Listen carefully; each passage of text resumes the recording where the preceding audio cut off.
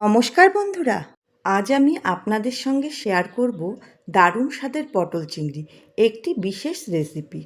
এই রেসিপির একটি ছোট টিপস আছে, তাই ভিডিওটি শেষ পর্যন্ত দেখুন। চলুন শুরু করা যাক। প্রথমে পটলগুলো কেটে ভেতরের বীজগুলো ফেলে দিয়েছি। একইভাবে আলুগুলো কেটে নিয়েছি। এবার কড়াইয়ে সর্ষের তেল গরম করে সামান্য নুন ও হলুদ দিয়ে পটলগুলো হালকা ভেজে তুলে নিয়েছি।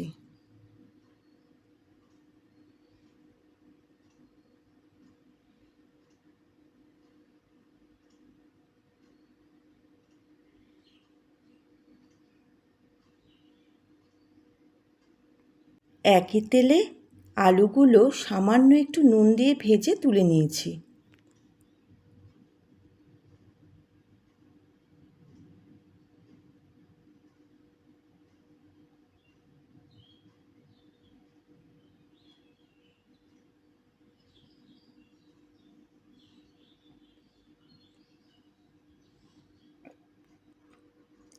এরপর সামান্য একটু নুন, একটু হলুদ দিয়ে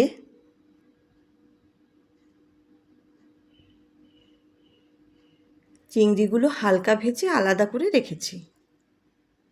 এখানে একটা ছোট্ট বিষয় বলে রাখি, ফোড়নে তেজপাতা, শুকনো লঙ্কা, মৌরি, গোটা জিরে ও এলাচ ব্যবহার করেছি।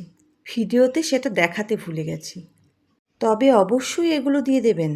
এবার সেই তেলেই পেঁয়াজ কুচি দিয়ে সোনালি হওয়া পর্যন্ত ভেজে নিয়েছি। তারপর আদা, রসুন, কাঁচা লঙ্কা বাটা দিয়ে ভালো করে নেড়ে নিয়েছি। এবার হলুদ গুঁড়ো, লঙ্কার গুঁড়ো, ধনে গুঁড়ো ও জিরে গুঁড়ো দিয়ে সামান্য জল মিশিয়ে কষিয়ে নিচ্ছি, যাতে মশলা পুড়ে না যায়।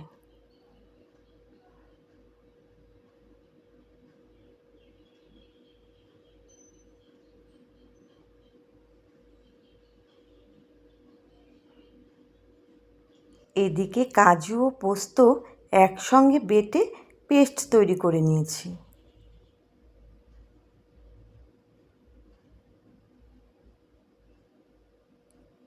এবার টমেটো পেস্ট দিয়ে ভালো করে কষিয়ে নিচ্ছি, যাতে টমেটোর কাঁচা গন্ধ একেবারেই চলে যায়।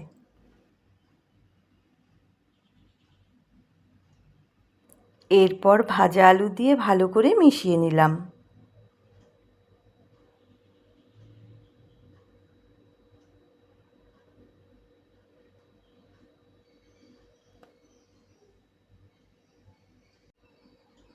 কাজু পোস্তর পেস্ট দিয়ে প্রায় 5 মিনিট কষিয়ে নিলাম।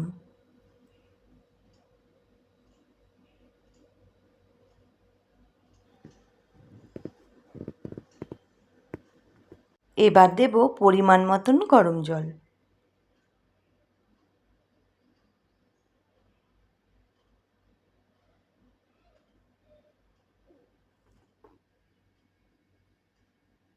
ঝোল ফুটতে শুরু করলেই ভেজে রাখা পটল ও চিংড়ি দিয়ে ভালোভাবে মিশিয়ে নেব।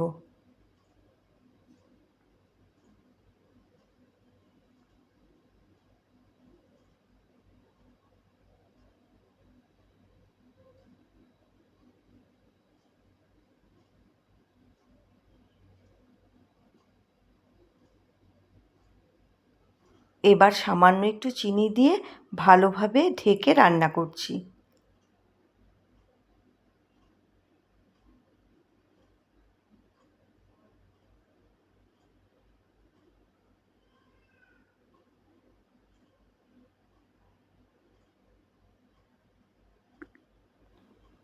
শেষে গরম মশলার গুঁড়ো ও 1 চামচ ঘি দিয়ে নামিয়ে নিলাম। ব্যাস তৈরি হয়ে গেল দারুণ স্বাদের পটল চিংড়ি। গরম ভাত, পোলাও বা রুটির সঙ্গে খেতে অসাধারণ লাগে। ভিডিওটি যদি ভালো লেগে থাকে তাহলে একটি লাইক করবেন, আপনার মতামত কমেন্টে জানাবেন, আর এমন আরও সুস্বাদু রেসিপি পেতে চ্যানেলটি সাবস্ক্রাইব করবেন। ধন্যবাদ। আবারও দেখা হবে অন্য কোনো রেসিপি নিয়ে।